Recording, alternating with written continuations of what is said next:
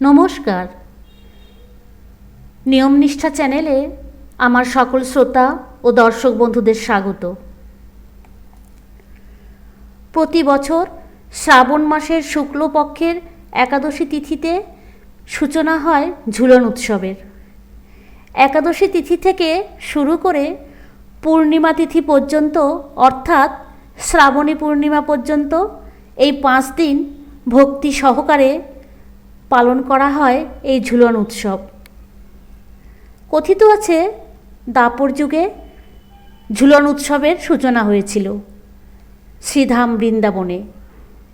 শ্রী শ্রী রাধাকৃষ্ণের প্রেমলীলাকে কেন্দ্র করে দ্বাপর যুগে এই উৎসবের সূচনা হয়েছিল। শাস্ত্রে ভগবান শ্রীকৃষ্ণের 12টি যাত্রার উল্লেখ আছে। 12টি যাত্রার মধ্যে উল্লেখযোগ্য কয়েকটি যাত্রা হল রাসযাত্রা, রথযাত্রা, দোলযাত্রা, স্নানযাত্রা এবং ঝুলন যাত্রা। গৌড়ীয় এবং বৈষ্ণবদের প্রধান উৎসব হল এই ঝুলন যাত্রা। সনাতনী হিন্দু শাস্ত্র অনুযায়ী দ্বাপর যুগে শুরু হয়েছিল এই ঝুলন যাত্রার। দ্বাপর যুগ থেকে শুরু করে এই কলিযুগ পর্যন্ত অখণ্ড রূপে এবং অপরিবর্তিত রূপে এখনও বিরাজমান এই ঝুলন যাত্রা। শ্রী শ্রী রাধাকৃষ্ণের ঝুলন যাত্রা 5 দিন ধরে পালিত হয়। ঝুলন উৎসবের এই 5 দিন শ্রী শ্রী রাধাকৃষ্ণের যুগল বিগ্রহকে রাজবেশে সুসজ্জিত করে দোলনায় বসিয়ে পূজা অর্চনা করা হয় এবং সূর্যের উদয়াস্তের দিক নির্ণয় করে দোলনা দোলানো হয়। ঝুলন যাত্রা উপলক্ষে অনেক জায়গায় ভক্তিমূলক গান এবং নাম সংকীর্তন করা হয়। এবছর গন্ধার্ব অনুষ্ঠিত ঝুলন যাত্রা শুরু হবে 31শে শ্রাবণ 1431 বঙ্গাব্দ। ইংরেজি 2024-এর 16ই আগস্ট শুক্রবার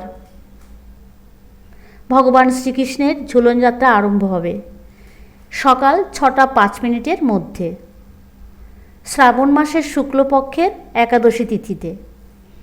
ঝুলন যাত্রা সমাপ্তি হবে 2রা ভাদ্র 1431, ইংরেজি 2024 19শে আগস্ট সোমবার। ঝুলন যাত্রার জন্য রাধাকৃষ্ণের যুগল মূর্তিকে অভিষেক করতে হবে পঞ্চতত্ত্ব দিয়ে। এই পঞ্চতত্ত্ব হল দুধ, ঘি, মধু, গোলাপ জল বা গঙ্গা জল, চন্দন ইত্যাদি। এরপরে রাধাকৃষ্ণকে রাজবেশে সুসজ্জিত করতে হবে। এই 5 দিনই টাটকা নতুন ফুল নিবেদন করতে হবে ভগবান শ্রীকৃষ্ণের চরণ যুগলে, অর্থাৎ বাসি ফুল কোনোভাবেই ব্যবহার করা যাবে না।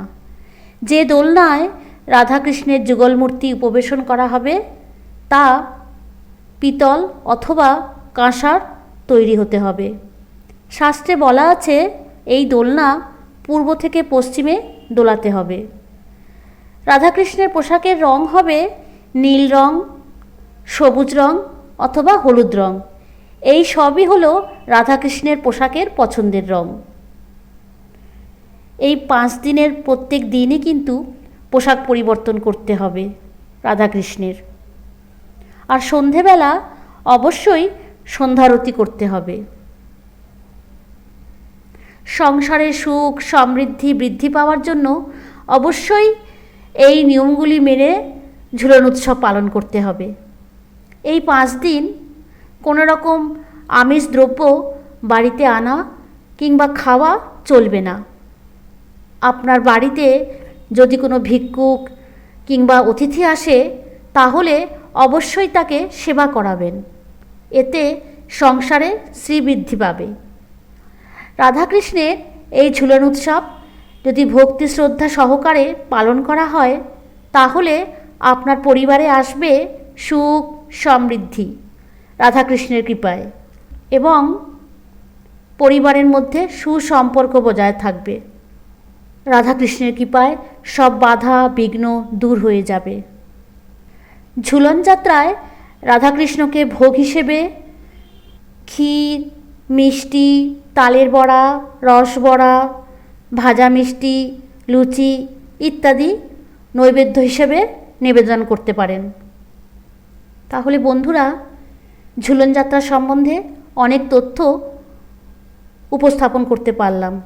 আশা করি ভিডিওটি আপনাদের ভালো লেগেছে। আর ভালো লাগলে লাইক, শেয়ার ও সাবস্ক্রাইব করার অনুরোধ রইল।